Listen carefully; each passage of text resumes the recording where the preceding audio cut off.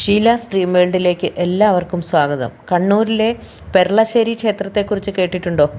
ഈ ക്ഷേത്രത്തിനും ക്ഷേത്രകുളത്തിനും ഐതിഹ്യങ്ങളുണ്ട്. പെർളശ്ശേരി എന്ന നാമം എങ്ങനെ ഉണ്ടായി എന്നറിയണ്ടേ? ത്രേതായുഗത്തിൽ ശ്രീരാമൻ സീതാപഹരണത്തിന് ശേഷം സീതയെ അന്വേഷിച്ചുകൊണ്ടുള്ള യാത്രയിൽ ഇപ്പോഴത്തെ പെർളശ്ശേരി ക്ഷേത്രത്തിൽ എത്തി. അന്നത് അയ്യപ്പൻകാവായിരുന്നു. അവിടെ ശ്രീരാമദേവന് സുബ്രഹ്മണ്യ സാന്നിധ്യം അനുഭവപ്പെട്ടു. ഉചിതമായ വിഗ്രഹം ഇവിടെ പ്രതിഷ്ഠിക്കേണ്ടതുണ്ട് എന്ന തോന്നലുണ്ടായി. ശിഷ്യനായ ഹനുമാനോട് ഹിമാലയ സാനുക്കളിൽ നിന്ന് തന്നെ വിഗ്രഹം കൊണ്ടുവരാൻ പറയുകയും ഹനുമാൻ വളരെ പണിപ്പെട്ട് അന്വേഷിച്ച് അത് ശിരസിൽ താങ്ങി കൊണ്ടുവരികയും ചെയ്തു. അത് പ്രതിഷ്ഠിക്കാനുള്ള നല്ല മുഹൂർത്തത്തിൽ പ്രതിഷ്ഠിക്കണമെന്നുള്ള ഒരു തീരുമാനവും ശ്രീരാമനുണ്ടായിരുന്നു.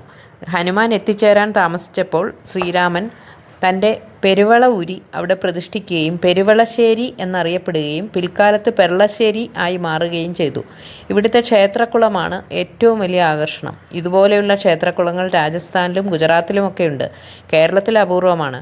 വിശാലമായ ഈ കുളം പ്രത്യേക രീതിയിൽ നിർമ്മിച്ചിരിക്കുന്നു. എല്ലാ വർഷവും തുലാം 10-ന് കാവേരി സംക്രമണ ദിവസം അന്നേ ദിവസം ഇവിടെ സ്നാനം ചെയ്യുന്നത് പവിത്രമായി കരുതുന്നു. ഗോദാവരി, കൃഷ്ണ, കാവേരി എന്നീ 3 നദികൾ സംഗമിച്ച് എത്തുന്നു.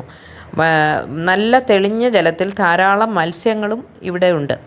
ഈ കുളത്തിലെ മത്സ്യങ്ങൾ ഏത് സമയവും ഇങ്ങനെ ഓടിക്കളിച്ചുകൊണ്ടിരിക്കും. നല്ല നല്ല മനോഹരമായ ഒരു കാഴ്ചയും മത്സ്യങ്ങളുടെ നമുക്ക് കാണാൻ സാധിക്കും ഇവിടെ.